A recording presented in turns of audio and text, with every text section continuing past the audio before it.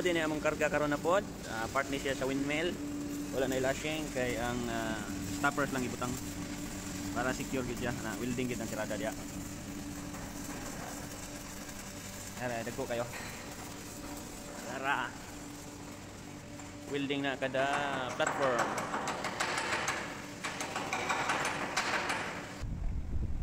Pagkaugma nabigar nami tingon sa Rouen, France. Kinidapita sa North Sea. Medyo alon gamay kahimtang. Medyo okay ra basta ang alon gani sa tubangan dra okay ra na siya.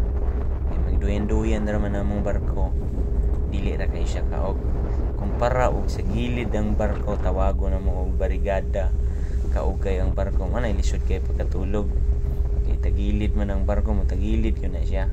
Pero sa tubangan gani okay ra na lang. Okay na lang. Wala pa may molarga diri migikan sa Esbjerg, Denmark. Diri man nagkarga og windmill parts. Mao ni pag-abot na magpagkabuntag. Abli ko sa bodega ani kayong sunrise.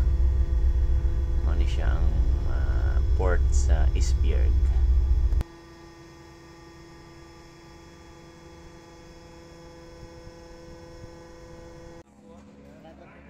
Nagsugod na dayon og karga. Medyo dagko ni sila nga part sa windmill.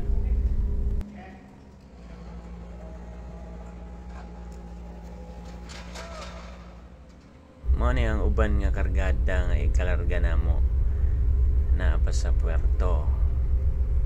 Usa pa lang ang ilang nakarga. Yan ang usa ready na pod na.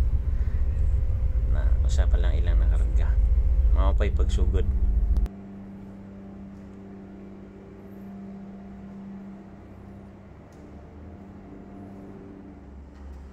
Sa mga ingunani nga karga, special cargo, project cargo, kani siya naagi na siya surveyor ani. Siya ang mag-double check sa mga lashing, check na niya katong mga welding kung sakto ba, wala ba siya damage. Double check na niya.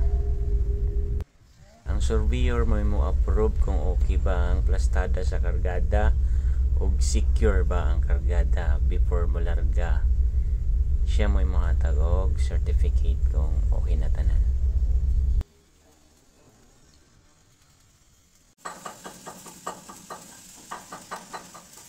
Dere ni usog na gyud ang ulan. O atay mahimo. Mga welder loy kayo.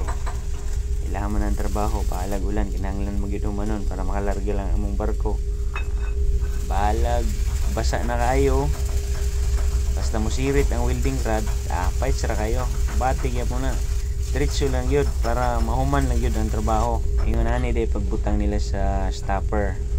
Mga ay gap gani, butangan na nila og palaman para sakto gyud fit gyud kayo.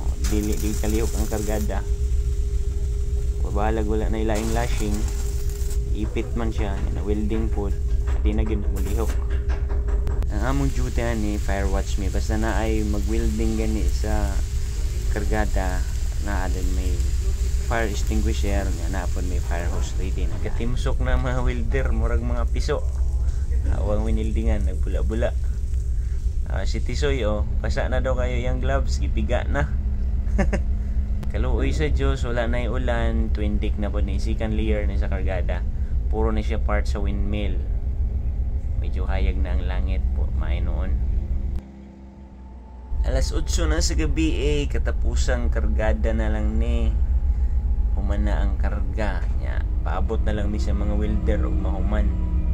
So nahuman ang welding ani mga alas 12 na gyud. So kalarga mi mga launa na.